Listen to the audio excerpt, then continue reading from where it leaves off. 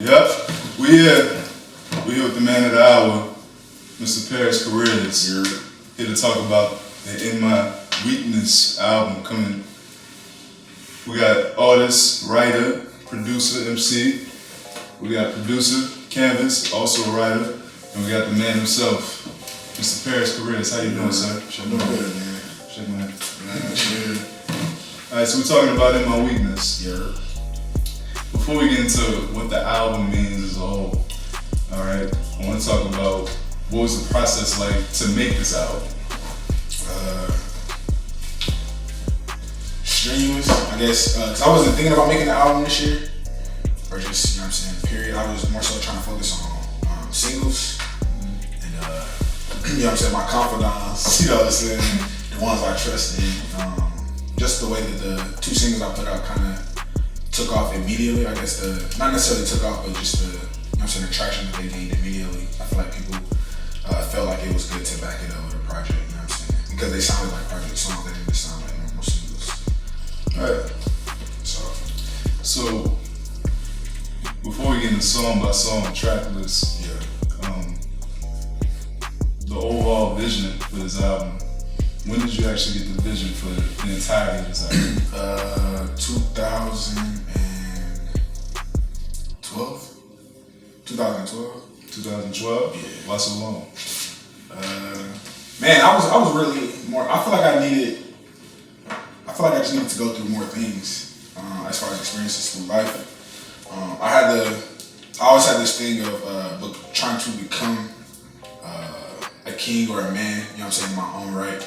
I guess from responsibilities to career to life to spiritually, emotionally, just being a full-grown man. You know what I'm saying? I feel like I've always heard from since I was young, I have a lot of potential. You know what I'm saying? I feel like people always told me that if I focused and I, you know what I'm saying, put my best foot forward, I could reach that potential. So I feel like I wanted to talk about that, but I wanted to also talk about the hardships it takes to fully reach that potential. You know what I'm saying? Not saying that I've reached my potential right now, but So let's go with my next question. Do you feel like you've become that man? not yet. And I feel like this album is just talking about the process of finding out that I'm not who I thought I was. You know what I'm saying? That I need more work and I need more attention on my flaws. You know what I'm saying? And just the things to impact others. You know what I'm saying? Okay. So let's go through some of the songs on the album. We're not gonna go through all of them. Let's go through a couple of them. Alright? Static Shock. Alright, talk to me about Static Shock, because when I think Static Shock, I'm thinking the cartoon. Right. What's the premise behind Static Shock? Well, the original premise behind Static Shock was more so to, I guess, shake up the traditional way of, and I don't consider myself, you know what I'm saying, entirely, you know what I'm saying, dedicated to the Christian hip hop genre, but I do see myself as a person to push that culture forward. So I feel like with that, you know what I'm saying, with that song, I just wanted to let people know, you know what I'm saying, from a lyrical standpoint that, you know what I'm saying, it was more so a prideful song. So, you know what I'm saying? but about the content within the song, Right. you talk about keeping everything black owned. So, with that being a major part of the album, it seems as though you're pushing for more of a political stance on keeping everything black owned. Is that product of what you're seeing in your environment, or is that just how you're feeling and what you've matured into as far as your mindset? I feel it's something that I've matured into. Because I've seen both sides. I've lived, you know what I'm saying, I guess you could say in the hood, and I've lived in suburbia. And at one point in time, I felt like, you know what I'm saying, it was all corporate, you know what I'm saying? You know what I'm saying? I don't know. I feel like I've just matured into a person. I feel like I've seen enough setbacks, and I feel like I want to help my own people, you know what I'm saying? So I feel like that's the way it should be. Okay. So you released a single earlier called Young Slick. You know, and the album, for those who might be listening to the album, they're gonna hear Transition, but they're mainly gonna hear the name Young Slick. Yeah. And this Young Slick moniker is going through different things in the album as far as story-wise. Facts. When you go from Static Shock, talking about being kind of street, go to Big Rank, talking about having a lot of money, Yeah. Big Mad, family issues that may occur from, Young Slick's past. Right. So, who specifically is Young Slick, or can you just let the album explain that? Young Slick is the person that I don't want to be. Young Slick is more so a manipulator, a person who, tries to is a con artist more so, like he doesn't necessarily know what he wants, but he it's more so for in my life, specifically, it's a time in my life where I was trying to get over on God per se. Like I was trying to, weave my way through the word, rather than just going by what it says. I was trying to make my own interpretations for what stuff means. Right. And that's basically what Young Slick is. Right. So in a nutshell. So Young Slick, he's going through the first half of the album, he's kind of living life, doing his own thing. You get to a point where we get to the Grace interlude, the album takes a total shift. What is that shift like? And did you go through your own personal, did you have something tragic to the degree, I'm not gonna spoil the album, but did you have something tragic in your life happen to that degree that made you take a personal shift when you're talking about the Grace interlude? No, that part was more so exaggerated. Cause just the album itself is more so an exaggeration. I feel like for myself as a writer, I consider myself more than just a rapper.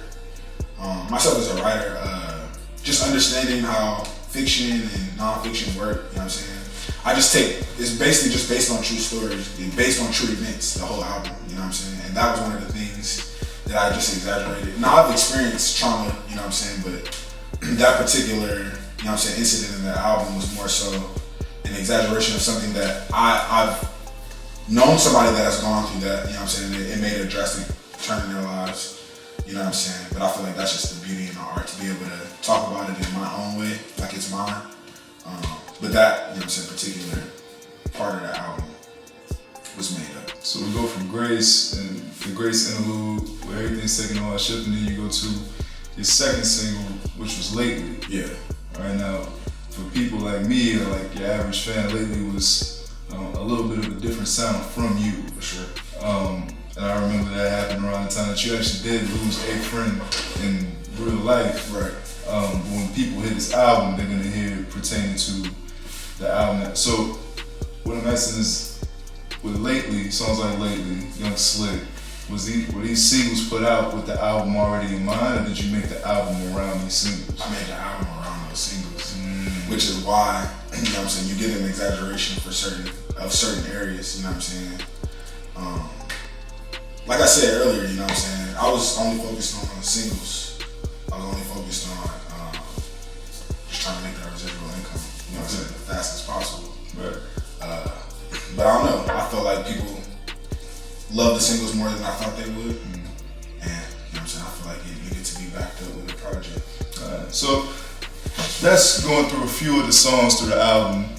Now, without giving out the entire track, so we got the last song, Static Shock, Reprise. Yeah. Okay. And I'm gonna shift this to MC. So you have a feature on that album. Just one question: are you stating all facts on that feature? That actually is all factual information. It's all factual. It's all factual. Okay. And with Canvas, when you producing some of the tracks on the album, what's been the most interesting thing about recording the album? Man, really, the whole process to me is coming up with like the track and then watching P come up with lyrics. Cause we make beats together. Like he doesn't just like see me in the room like, all right, bro, make beats for me. He sits there, it's like hand in hand. We make it together pretty much until he gets it how he wants it. So it's pretty cool to go from like us being in the room like, bro, I don't know what you need or what we trying to do, and to making it something like, dude, this is cold. Like, I can't wait for this to come out. Yeah. That's what I like. I like that whole process, like from A to Z. That's my favorite part about this whole thing. So what's been the most interesting thing about Paris as an artist, as far as the way he's ascended from Stranded in Space to today's pairs? Like, what's the thing that you've seen as a producer that's most interesting about it? Every single day I was over there, if we weren't making beats, he was writing. He had headphones in, he was writing every single day. And I mean, I've known Prince since like 2012 or 11 or something like that. You're even back then, like he was rapping and stuff, but he wasn't writing like every day. I wasn't really writing that. I was trying Yeah, to yeah. I was trying to get on the grass. No, man, don't try to act like, hey man, reach over culture, man. I don't know where the camera at, but listen. Don't let this man right here with glasses fool you, man. You see this man?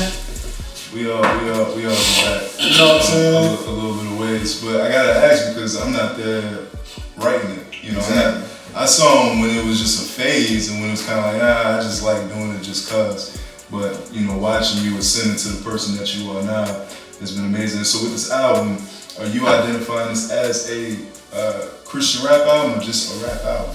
Definitely just a rap album. And low key, we can talk about all of it. You know what I'm saying? I want the people to talk about everything. But this album is just a rap album. And this album is just, to me personally, with everything that's coming along with it, I feel like it's just art itself. And I don't like to use it. I feel like that's super cliche for artists and creators in general. But that's truly just how I feel, you know what I'm saying? Just actually watching my ideas manifest, you know what I'm saying? And just actually, you know what I'm saying, for the first time, as much as I can create the music how I wanted to create it, you know what I'm saying? I've always been stuck trying to use YouTube beats or, you know what I'm saying, buy beats, but just being able to have, you know what I'm saying, writing help, you know what I'm saying, structure help, all that stuff. I feel like a lot of people don't even take that stuff serious. That stuff don't even matter. They just try to worry about writing stuff themselves. And, you know what I'm saying? I used to be the same way, but it's other stuff, you know what I'm saying? I have people around me that do stuff better, you know what I'm saying, that organize and structure and see, that can help me see my vision better, if that makes sense. So going back to the album, there's a song on there with your younger brother, Joey. Yeah. And he produced that? I made last year.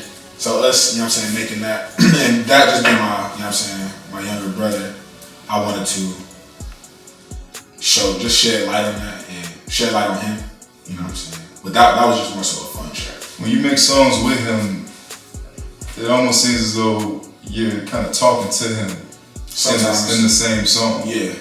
Like just kind of giving him big brotherly advice just on the same track. Like that transitions to my next question. When people, who are you talking to in this album? Like who's the focus in this album? Man, us as in me and you. So us as in yes, black men. Really, I wanted to relate because I feel like a lot of my friends, you know what I'm saying, we came from the streets, but we're not street people. Right. You know what I'm saying? Like I feel like we consciously chose to not take that route in life, even though we made our mistakes. You know what I'm saying? We've dealt with certain things. You know what I'm saying? But we didn't dive head first into selling drugs or pimping or just being, you know what I'm saying, partying. You know what I'm saying? But you know what I'm saying? We had our phases, we had our moments. And I feel like those are the people that I want to reach that don't really have. Today's music is all trap, you know what I'm saying? It's all drugs. I was doing this, I got money. You know what I'm saying? But I feel like it's people like us that's, you know what I'm saying, creatives, that's artistic, that's just regular working men, you know what I'm saying, that's seen a lot of things that don't speak about it or been in a lot of situations that, you know what I'm saying, graciously they made it out, you know what I'm saying? And they just need to know, they need to be related to, they need to be, you know what I'm saying, just have a sense of music that they feel like, man, this dude understands me, or this dude has been through the same things that I've been through and he came, you know what I'm saying, out the other side, you know what I'm saying, so.